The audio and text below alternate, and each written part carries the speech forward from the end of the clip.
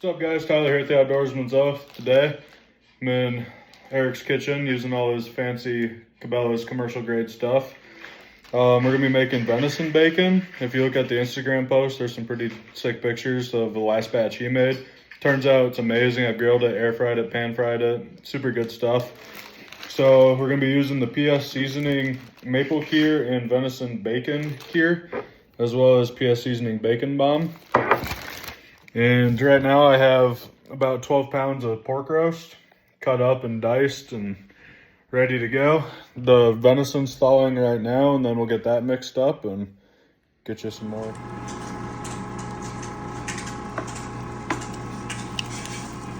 What are you doing right now, Eric?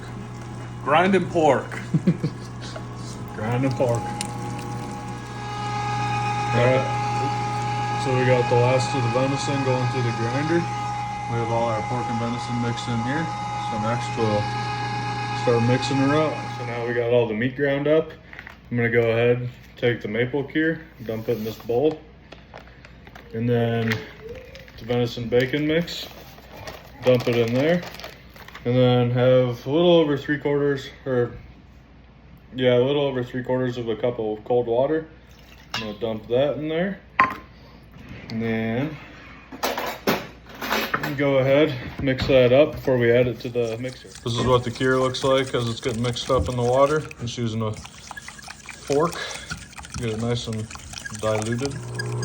All right, now you can see we got the meat mixing in here. The Cabela's commercial grade mixer. I'm gonna take this, the kir, dump it in there. Let it work its bacon making magic.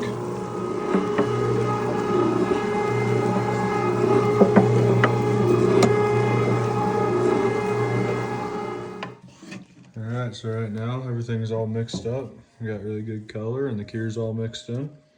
So we're just getting all these little scraps and whatnot out of the mixer bowl and into the curing container. Alright, good morning guys. The meat's been curing in the fridge for about 24 hours now.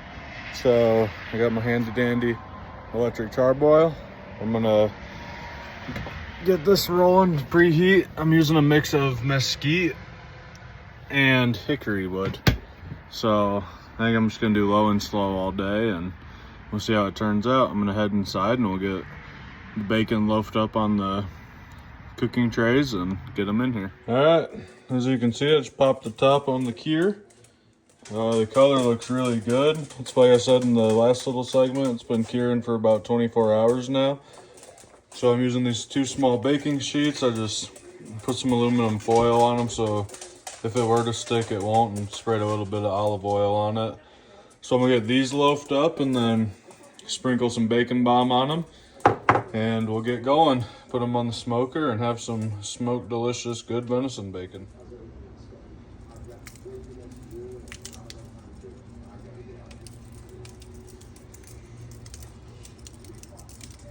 All right, as you can see now, got the bacon bomb going on.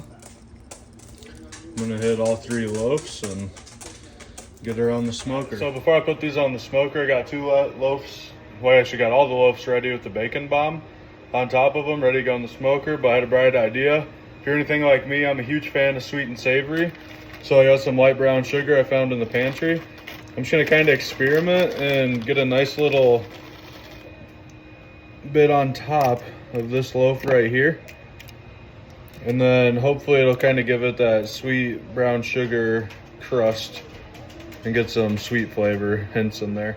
Alrighty, gonna pop the door open and get our last sheet in there.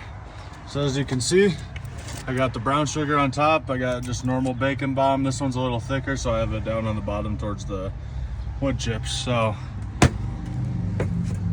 I'm gonna shut that and then let the temperature build back up. And we'll be cooking some bacon. I think I'm gonna let it sit for around 150 for about, I don't know, probably all day, low and slow, and then bump it up until the internal temp gets to about 165-ish, and then take it out, let it rest, and then slice it. So next time I see you guys, it'll be slicing time.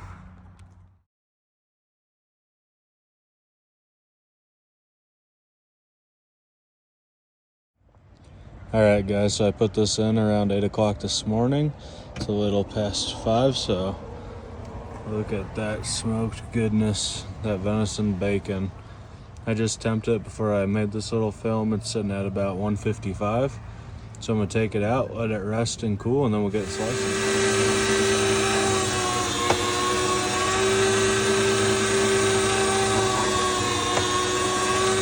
All right, so what I ended up doing was I set the thickness to this thick. That way I messed around with it, and the first couple are a little thin, some are too thick. I know my wife, she said she likes them not so thick. That's what she said. So yeah, so I'm just gonna get all this going. I have this loaf, I'm cutting it into fourths.